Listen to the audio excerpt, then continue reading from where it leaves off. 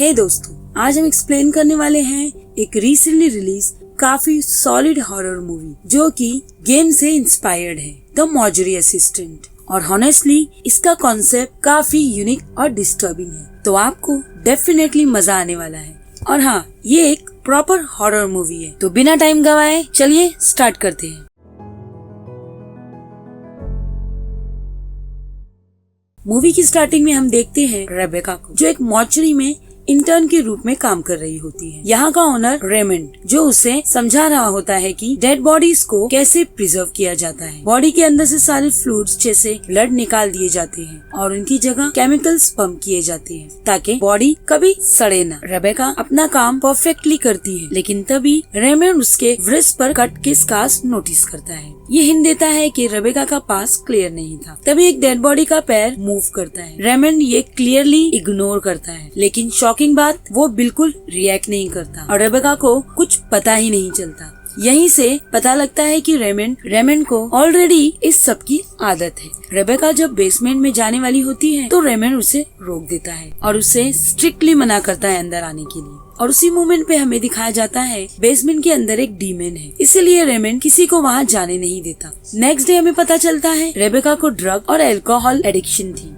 ये सब स्टार्ट हुआ था जब वो सिर्फ 15 साल की थी और तभी उसके फादर की डेथ हुई थी। मतलब वो ऑलरेडी मेंटली वीक है और डीमन के लिए परफेक्ट टारगेट भी। रेबेका को वापस मॉर्चरी बुलाया जाता है क्योंकि काफी काम होता है। अब यहाँ से एक्चुअल हॉरर स्टार्ट होता है। एक डेड बॉडी आंखें खोल देती है, मूव करने लगती है। फाइल्स पर सेम सिंबल दिख रहा होता है जो रेबेका के घर के नोट पर भी था। रेबेका जब बाहर जाती है तो उसे रिफ्लेक्शन में एक रेड आइज वाली फिगर दिखाई देती है, लेकिन वो इंस्टेंटली गायब हो जाती है। और फिर रेबेका को अजीब आवाजें भी सुनाई देती है। सिर दर्द करता है और अचानक वो चेयर पर बैठी होती है। उसे याद ही नहीं कि वो वहाँ कैसे आई। क्लियर साइन है डेमंस के माइंड को कंट्रोल कर रहा है। लाइट चली जाती है, बॉडीज मूव कर रही हैं। रेबेका एक पेपर स्ट्रिप्स को यूज करती है और उसकी लाइट में एक ग्लोइंग सिंबल दिखाई देता है। ये स्ट्रिप्स एक्चुअली बाइबल के पेजेस है। एक बॉडी सडनली गायब हो जाती है और तभी रेबेका को कॉल आता है। दूसरी साइड पर उसका डेड फादर बेन होता है। वो उसे ब्लेम करता है, उसकी डेथ का जिम्मेदार बताता है। रेबेका हेलुसिनेशंस करने लगती है, अपने हाथ से खुद को हर्ट करने लगती है, लेकिन रेबेका को लगता है कि कोई उस पर अटैक कर रहा है, बट रियलिटी वो खुद ही अपने आप को हर्ट कर रही होती है।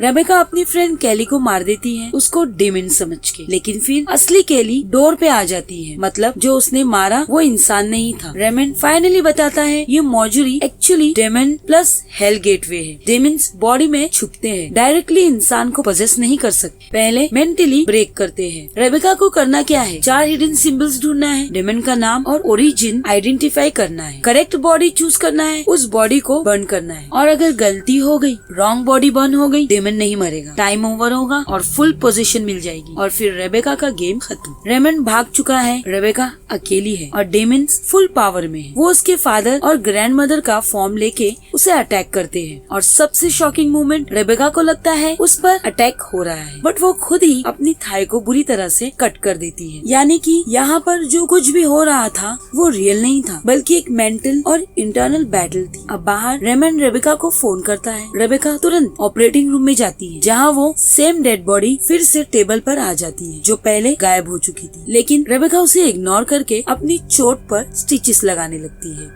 तभी वो लाश धीरे धीरे मूव करती है, लेकिन रेबेका को कुछ दिखाई नहीं देता और जैसे ही वो उसके पास से गुजरती है वो डेड बॉडी उसे पकड़ लेती है, लेकिन रेबेका समहाउ कंट्रोल लेकर उसी लाश को वायर से बांध देती है और खुद को छुड़ा लेती है। अब रेबेका रेमंड को सब बताती है और रेमंड उसे एक नया रूल देता है, जिस बॉडी को डेमन ने पोजेस किया है उस पर अपना खून डालो और फिर उसे क्रीमेट कर दो। रेबेका एग्जैक्टली वही करती है, लेकिन कुछ भी नहीं होता। डेमन अभी भी एक्टिव है। अब डेमन रेबेका को उसके बचपन की विजन्स दिखाना शुरू करता है। वो उसे मेंटली तोड़ने की कोशिश कर रहा है। रेबेका फिर भी रेमंड को बताती है कि डेमन अभी भी उसे हंट कर रहा है। तब रेमंड एक बड़ा सच बताता है, उसने पूरी बात पहले नहीं बताई थी। रेबेका बेसमेंट में जाती है जहाँ उसे कुछ टेप्स मिलती है और उन टेप्स में रेमंड का कन्फेशन होता है। उसकी पुरानी असिस्टेंट वेलेरी पूरी तरह डेमन से पोजेस्ड हो चुकी है, इसलिए उसने उसे बेसमेंट में चेन से बांधकर कैद किया हुआ है। रेमंड की रिसर्च के अनुसार अगर पोजेस्ड इंसान के खून को प्रिजर्विंग केमिकल की जगह यूज किया जाए तो डेमन को डेड बॉडी के अंदर सील किया जा सकता है और जब उस बॉडी को जलाया जाएगा डेमन सीधे नर्क चला जाएगा। पहले क्या होता था, बॉडी जलती थी लेकिन डीमंस नई बॉडी ढूंढ लेता था, लेकिन अब डीमन परमानेंटली ट्रैप हो जाता है। अब समझ आता है कि बेसमेंट में चेन से बंधा इंसान कौन था, वो वेलेरी ही थी। रेबेका ये सब देखकर डर जाती है, लेकिन सरवाइव करने के लिए वो पूरे मॉर्चरी में सिंबल ढूंढने लगती है। डीमंस लगातार उसे हेलुसिनेशंस दिखा रहे होते हैं, लेकिन समहाउ रेबेका चारों सिंबल ढूंढ लेती है। और इसी बीच हमें उसका पास दिखाया जाता है। 15 साल की उम्र में ओवरडोज उसके पिता ने उसे बचाया। रेबेका बेसमेंट से वेलेरी का खून लेती है और सभी बॉडीज को चेक करती है। एक बॉडी पर सिंबल बना हुआ मिलता है, यही वो बॉडी है जिसमें डीमन छुपा हुआ है। रेबेका बॉडी को बांधती है, बोर्ड लगाती है, वेलेरी का खून इंजेक्ट करती है और फिर उसे जला देती है। डीमन चीखता रह जाता है और सब नॉर्मल हो जाता है। अब एक फ्लैशबैक रिवील होता है। रेबेका के पिता बेन उसकी वजह से नहीं मरे थे, वो खुद गिरकर मरे थे और रेबेका गिल्ट में जी रही थी। रेबेका वेलेरी को बचाने जाती है, लेकिन अचानक डीमन उसे धक्का देकर गिरा देता है। रेबेका बेहोश हो जाती है और उसे अपने पिता दिखाई देते हैं, जो कहते हैं ये तुम्हारी गलती नहीं थी। रेबेका वेलेरी को बचाती है, लेकिन वेलेरी फिर से पजेस्ड हो जाती है। तभी रेमंड आता है और सिचुएशन कंट्रोल करता है। ये बताता है सबसे डेंजरस डीमन है मिमिक, जो किसी का भी रूप ले सकता है। रेमंड कहता है वेलेरी अब इंसान नहीं रही, डीमन प्लस ह्यूमन का मिक्स बन चुकी है। और सबसे बड़ा रूल, अगर तुम इस मॉर्चरी में आ गए तो डीमंस तुम्हें बाहर भी नहीं छोड़ेंगे। रेबेका इनिशियली वहाँ से जाना चाहती है, लेकिन बाहर भी उसे वही डीमन दिखता है। तब उसे समझ आता है इससे भागा नहीं जा सकता, इससे लड़ना ही पड़ेगा और वो वापस मॉर्चरी के अंदर चली जाती है। तो दोस्तों, इस एंडिंग का मतलब है रेबेका ने अपने पास्ट ट्रॉमा को एक्सेप्ट कर लिया। मिमिक डीमन एक्चुअली रिप्रेजेंट करता है उसका ड्रग एडिक्शन प्लस गिल्ट, और अब उसकी फाइट खत्म नहीं हुई। ये फाइट तब तक चलेगी जब तक हर डीमन को खत्म नहीं कर दिया जाता। तो दोस्तों, ये थी द मॉर्चरी असिस्टेंट की पूरी कहानी और एक्सप्लेनेशन। ये मूवी एक्चुअली एक गेम पर बेस्ड है। अगर आपको ऐसे ही डार्क हॉरर एक्सप्लेनेशन पसंद है तो वीडियो को लाइक करो और चैनल को सब्सक्राइब करना मत भूलना, क्योंकि मैं ऐसे ही माइंड ब्लोइंग हॉरर कंटेंट लाती रहूंगी। तो दोस्तों, मिलते हैं अगले वीडियो में, तब तक के लिए